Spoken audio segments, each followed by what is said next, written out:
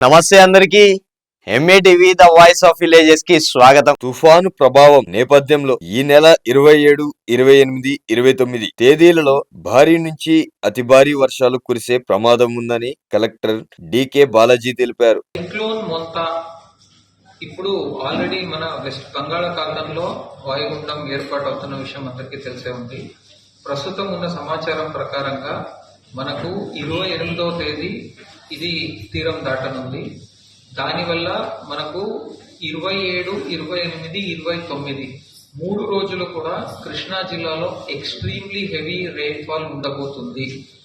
ఇది సైక్లోన్ కనుక రెయిన్ఫాల్ తో పాటు మనకు దాదాపు 90 to 110 km/h లో గాలులు కూడా ఉంటాయి.